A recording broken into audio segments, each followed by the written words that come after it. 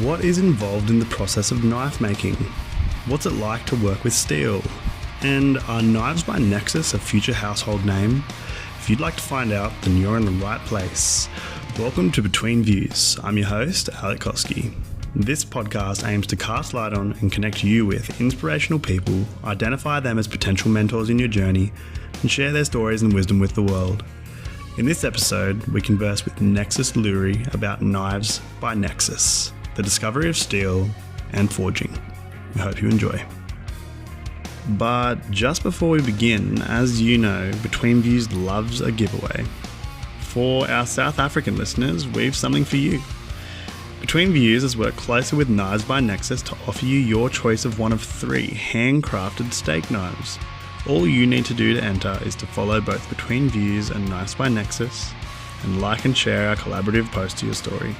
The winner will be drawn September 26th. We hope you enjoy. Awesome. Nexus Lurie. How's it, mate? Welcome to Between Views for the first time ever. Yeah, how you going? Cool. Yeah, good, man. How's it going? Yeah, good. I'm very happy to have you on the show. Been waiting for this one for a while. Yeah, I'm quite stoked, and it's quite cool to do a little bit of a, actual chat about something a bit more important, what I do. Yeah, and so I'll do a little intro for you just to start. Yeah. So for people listening at home, Nexus and I first met in the US in 2019. And during that year, Nexus was in charge of our surfing program at a summer camp in Maine called Camp Manitou. I was currently running the adventure camp. Eventually what happened was Nexus and I started running alongside Don Buchanan the adventure camp together, and he's still currently in charge of it now. Nexus is a very outgoing and adventurous person, very calm and chill. My whole energy changes when I'm around him because he's just such a calm-natured person. It makes me feel really calm too. I'm currently sitting in Nexus's room down in Plettenberg Bay in South Africa, and we've just been out on an amazing 4-day adventure all around the coast, all of Nexus's home, and it's just been really nice to get in touch with, I guess, Nexus's life and see where he came from. One of the things that really has always struck me as something that's very, very cool is Nexus's handiness with things. For example, today, the car clutch went, and I was like, oh my God, we're going to be stuck here. How are we going to get back? Started to think, maybe we'll have to call a mechanic. No, of course not. Nexus gets out of the car, instructs me through pumping and fixing a clutch. And before you know it, the nipple of the clutch was bled, and we continued on our way. Away the car drove. Problem solved, no worries. I was very impressed. Now, that handiness doesn't stop there with mechanics. It's actually driven further and further into, I guess, what is Nexus's main passion in life, something that's been going for quite a while now. And what we're here to talk about today, we are going to talk about Knives by Nexus, which honestly is one of the most coolest things that I can almost say that my friends do. I don't know anyone who makes knives, for starters, and I just think it's really amazing. I've seen all the different types of blades, but today we are here to talk to Nexus about that. So question number 1, Nexus, is Knives by Nexus. Where did it start? Where is it now? And where could it go? All right, so that was a pretty brilliant introduction. Thanks, mate. So Knives by Nexus, having a sort of unique name like Nexus, I figured it works, and it's Latin. It means connection and bond. And to give you the breakdown of the start of where it all is that everybody uses knives on a day-to-day basis. Some people are into hunting, some people are into carving, craft work. Most people just use knives in the kitchen. And I found that over my years, kind of up, down and around South Africa, a little bit of traveling abroad, I do a lot of cooking for myself, for my family, for kids, other people, and having a good sharp knife is sort of, it's a must-have, And I've always been fascinated by blades, bladed weaponry, things like that. And it almost just felt like a natural path to start making knives. Where it all started, quite simply, was one day my dad brought home a file. For those of you that don't know what a file is, basically it's a piece of really hardened steel that's got little ridges on, which you can use for filing, grinding down softer steel, basically. And we had to use it as a piece of hardware for filing down some rough edges around a pump, a long story. And then I was like, well, I could use this to file down something to the shape of a knife. And it got me thinking, and not too long later, I ended up attempting my first knife. And that was about 2013, so good 10 to 11 years now. So it started off just as let's try this out, and where it's going, well, I want to be a household brand name. That's kind of the future goal. One should be ambitious when you have something that you're passionate about.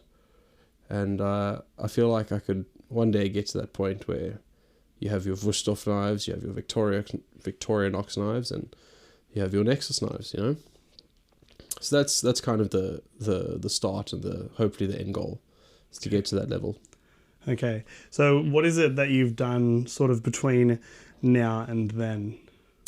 So in terms of my my build up of career of knife making, as it were, it went from the basic starts is something that is pretty easily available for a lot of people to get into, and it's a process called stock removal, which involves using sort of clean steel, stuff you can buy, or items that perhaps you're reconditioning, old knives, steel files as such, cutting them with normally an angle grinder. It's the more common piece of hardware that people have access to, and using a file or some sort of grinding machine to then grind the knife into shape. And then you do a small heat treatment process and stick a handle on, and then you got your first basic knife. However, it's not a very efficient process, and as any craftsman will tell you that, when they've been doing something for so long, they kind of make it look kind of easy or look really efficient in their motion and movement. Stock removal is really inefficient and it takes a long time. So I figured that instead of spending my hours and my free time and my weekends standing and filing away, there should be a more efficient way of shaping a blade. So I started looking a bit more deeply into forging, which is the act of heating metal and actually shaping it using a hammer and anvil. Mm-hmm. And slow process getting into that, because there's a whole lot of other factors that come into play, like how do you get a piece of steel, to 800 degrees Celsius? Yeah, in your backyard. Yeah, right. And like, how do you keep getting it to that temperature? And then what am I going to smack it on? Like, hammers are easy to find, but some really hard, thick piece of steel is not that easy to find. So there's a few little odds and ends that you kind of have to start keeping your eye out for and collecting to amass a sort of basic, workshop, as it were, or just a basic toolkit to do the motion. Yeah, so it takes a long time to start up, really. Yeah, I mean, it depends on your availability of resources. The one thing about growing up in this town, it's a relatively small town, know a lot of people, and in my dad's career, he's an architect, and he deals with a lot of building sites and, people that manage that, and there's always stuff being thrown away. So there was no shortage of access to sort of used steel, and finding stuff that I could then sort of rework into a blade. But it does take a bit of searching and knowing what you need, as opposed to just hoping you'll find the right stuff.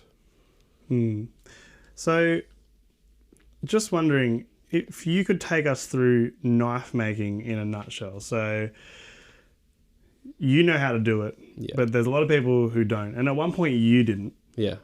So if you were had a brand new student with you and they asked you that question, what would you tell them? Start to finish, how do you make a knife? All right, so the first thing I would really say is whip out your phone and go on YouTube. And what got me going, basically, procrastination during my final year exams, some dude called Trollski on YouTube. He's a Polish guy, and he posted a video of how to make a knife. And his process was very simple, straightforward. And I watched through all 12 minutes of it, and I realized, well, I have access to all those tools in my garage, and I went and started it off. The basics of how to make a knife. There's two methods for making blades. As I just kind of mentioned, you have stock removal, which is a sort of easier access for most people, and then you get forging. So the premise is relatively the same. You're shaping steel. You're taking steel that you've worked, which means that you've softened it, and you need to harden the steel through a process of quenching, and then you sharpen the steel, and then you put a handle on. So I'll talk you through stock removal briefly, and forging will kind of fit in with that. Okay. Nice and easy if you can buy good clean steel. If you don't know how to do that or get access to that, something that has been used as a sharp blade. Something such as lawnmower blades are good quality steel. Files, Ferrier rasps, those are good quality steel. Otherwise, leaf springs from cars, suspension springs, those are really good steel for knives, not necessarily for other uses. Right. So if anyone's missing their leaf springs, then Yeah. they know where to find you. So get yourself an angle grinder, which is probably the most commonly used tool for knife making and one of the most important. You're going to get a cutting disc, which you're going to put on your grinder. You're going to draw a shape on that piece of steel, and you're going to cut that shape out. Following that, Can you pretty much do any shape? any shape you like, really. But does it affect being able to put a blade on it? There's certain angles and sort of, contours that'll probably be problematic trying to cut out with a grinder, which is where forging comes into play. Because when you're forging, you can shape things a lot more organically, as it were. But there isn't really a limitation on what you can do. I'll actually show you some of my first knives that I made, which are totally, the shape and style is very impractical. But I had no real concept of, the need for practicality as opposed to just doing it for the sake of doing it. So you take your piece of steel, you get your grinder, you cut out a shape. Next thing you're going to be doing is you're going to want to try and thin that piece of steel down on the two edges on the sides, which is called beveling, making that tapering angle to the point or the edge of the blade. In terms of the anatomy of a knife, you have the spine, which is obviously the top part of the spine of the knife, and the edge is the cutting edge. Okay. So you'll use either your angle grinder, which you can do. It takes a bit of getting used to, figuring out how to get the technique right to get a even motion when grinding down along the edge of the blade or the piece of steel you have. Or if you have a bench grinder, something that's mounted, that is fixed and mounted so that you can be pushing and using your own weight against. It's probably way easier, right? It's a little bit easier, you have more control. Yeah. Grinder's also quite loud. You're dealing with something that's spinning at really high revolutions. Can be quite dangerous if you don't know what you're doing. So obviously it's good to learn with all the basic safety precautions. Goggles are a must. Earmuffs are really good. Gloves are actually somewhat more dangerous to use in certain instances. Why's that? For example, if I'm working with gloves, gloves add a layer around your hands and protection, but it also means that you don't feel when something is really close to your finger. When you're dealing with the baby grinder or angle grinder that's got a little disc on that's spinning at really high RPMs, you feel that when it's really close to your finger and you're aware of it being close by. But when you have gloves on, you don't necessarily notice that. And it's rather easy to slip your finger ever so close and get zapped by that disc. It's the same when you're working with a bench grinder, for example, or a belt sander. When you have your fingers free and hands free, you're a lot more sort of focused on how close you are to something, because you feel the heat, you feel the pressure, the wind. But with gloves on, you don't necessarily get that. And the glove the material it's made from could get pulled into and stuck in the grinder or whatever you're using. So a lot of machinists, a lot of carpenters, people that work with many power tools, don't wear gloves. Only in specific instances where it's really appropriate to. Yeah.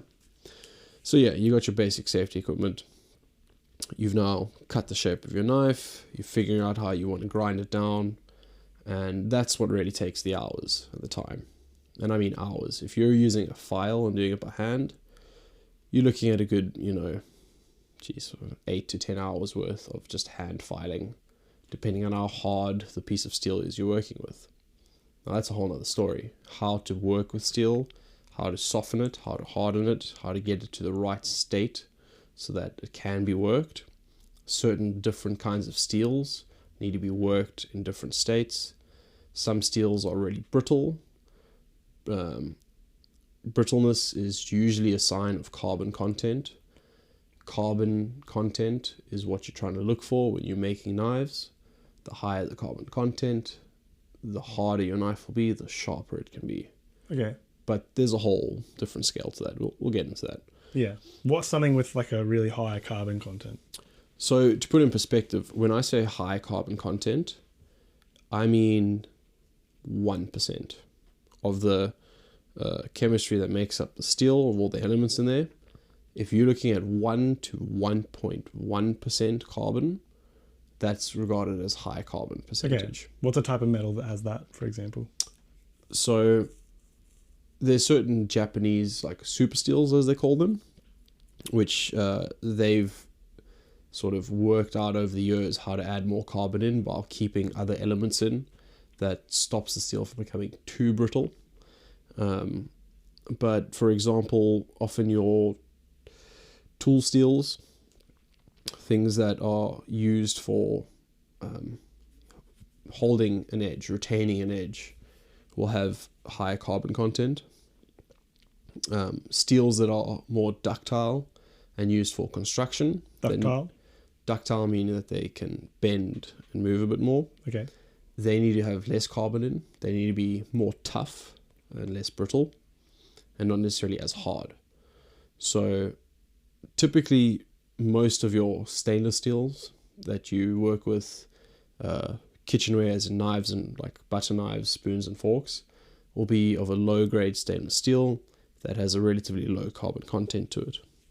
Something like mild steel has a pretty low carbon content to it, and I'm talking 0.4%. Okay.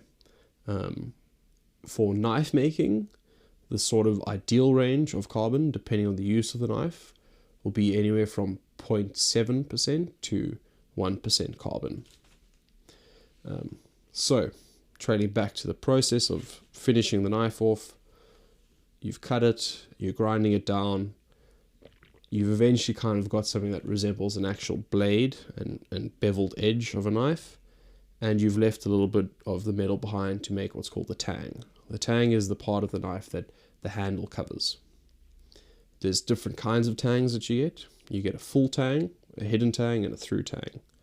A full tang is pretty common, where you see that you have, it's one piece of steel, the whole knife, and you have two pieces of wood or plastic sandwiched on either side of the end of the knife over the handle. That's a full tang.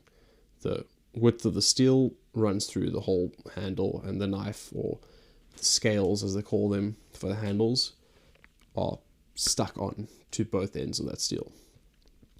A hidden tang knife is where you have a solid piece of material for your handle, say a solid block of wood, and your tang of the blade is a sort of tapering bit that isn't as long as the piece of material for your handle. And most techniques involve drilling a hole into the handle, fitting the tang in that hole, and using some sort of adhesive like epoxy, a hard setting epoxy, to fill that and set it in there. And then a through tang is if you were to take a hidden tang but make it longer than the handle, so that it runs all the way through the piece of material for the handle, and a little bit of that steel sticks out the end, which you then peen over, bend over, melt down, or you thread it, as in put a little piece of thread on so you can screw a nut on there. Oh, yeah. And basically make it like a bolted on handle. Okay. And then there's a lot of finishing involved. Do people ever, with the tang, do they ever run a huge amount through and then cast the steel into shapes or anything like that? Or anything artistic with the other end of the tang? So you get something called an integral handle, or an integral bolster, where this is now when you're forging the knife. This can't really be done through stock removal, because stock removal you're working with a set amount of steel and you're removing pieces of it rather than moving it around. When you're forging, technically you are losing a bit of steel every time you have scale buildup, but it's minute, it's rather insignificant. When you forge, you're heating that piece of steel up to a workable temperature, basically red to yellow hot heat. Okay. Almost so white you look heat. for colour. You're looking at color here. When you're trying to work steel and move it, you want it to be yellow to almost white hot. When you're doing something like hardening and tempering, you're looking for a sort of cherry red color. Okay, so it all goes off color. You don't ever use like a temperature measurer, like a thermometer or something? No, like you don't. this? You don't really need to do that. Okay. Depending on the kind of steel, like I said earlier, some steels you don't work at too high of a temperature. Certain high carbon steels, if you leave them in the forge and they get to white heat, it's too hot and it'll just fall apart when you try and actually hammer it. So those steels you'll work when they're a bit more like cherry red color. Lower carbon steels, iron for example, you can work at almost a white hot heat and that's not going to fall apart. So it's pretty much soft. You can work it quite easily. You can move it quite nicely with a few blows of the hammer on your anvil. So doing something like an integral bolster or handle, as you'd asked, is where you'll have a sort of thick piece of the steel of the knife itself, which then tapers down into the blade. And you see that. And that thick piece is sort of between the blade of the knife and the rest of the handle that comes through. And sometimes, like you said, if they want to do something a bit more artistic, you can have like a through tang handle, and if you have enough material on the end of that tang, you can then spot heat that, normally with a jeweler's torch or just a concentrated flame. So you're not heating too much of the steel up, and you quickly heat that, and you can, work that to whatever you want, depending on how much space you're dealing with and length. Okay, so it is possible if you want to do Yeah. But more so you could probably just attach something to it. Yeah, so that's what most people do for through tangs, is they'll often either weld a piece of threaded bar on, or they'll thread the piece of steel with the tap and die set. And then it's easy to screw something onto that you've made yourself. Okay, nice. So once you put the tang through and you've attached the handle, that's the end? That's kind of the final part? No? That's the end of the formation process. Okay. What the appeal for knives is it's aesthetic for a large part, and that's where the finishing is involved. You can't just grind down a knife with one kind of file or one sanding belt. Steel is like wood. It has grain and structure.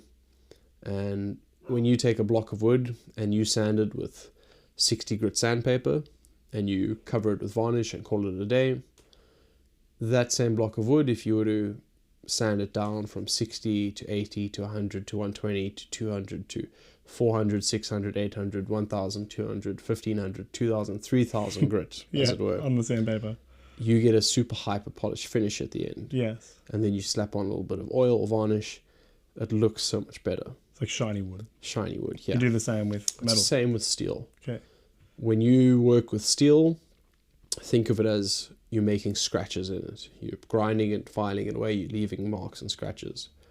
The more rough the grit is, the more deep these marks and scratches are. The more area you're leaving in terms of surface area that is exposed to oxygen, which means it can be oxidized, which is rusting, if you're not working with stainless steel. So the finishing process, whatever you use to grind the knife down, you're going to use another thing like that, but it's going to be finer.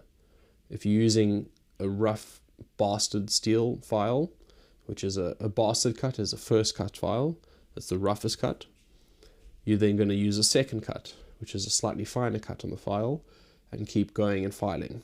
After the second cut, you're going to use a fine cut. With sanding bolts, it's the same. You're going to go through your grits progressively, 36 all the way up till 600, 800, so on. Same with your handle. Whatever your material for the handle's made from, you're going to go through your phases of smoothing it, sanding it, and eventually adding a sealant. I specialize in kitchen knives, so everything has to be non-toxic.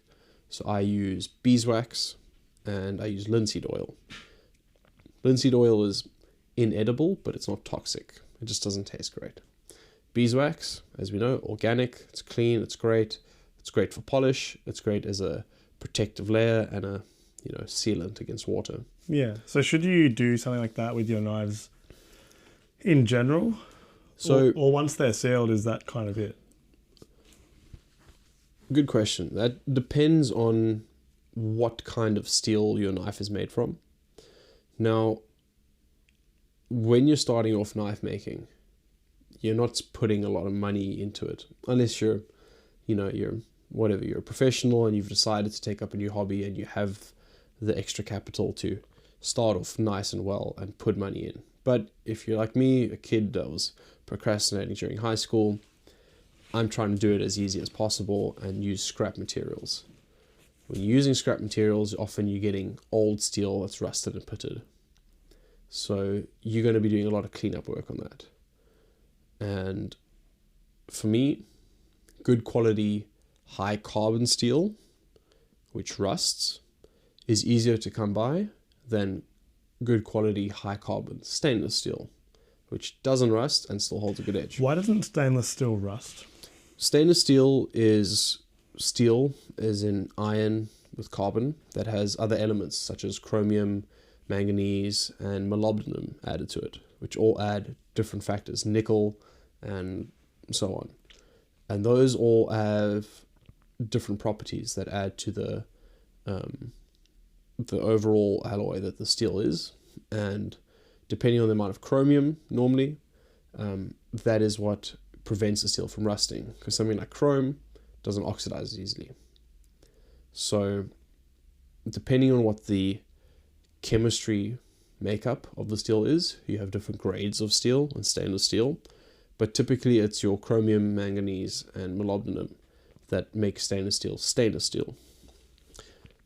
The first steel that was made thousands of years ago by ancient peoples, they figured that if they could melt down iron ore and combine it with carbon, i.e. charcoal, they would get something that was harder than steel, than iron, and required a different process to work, but it made a much sharper edge.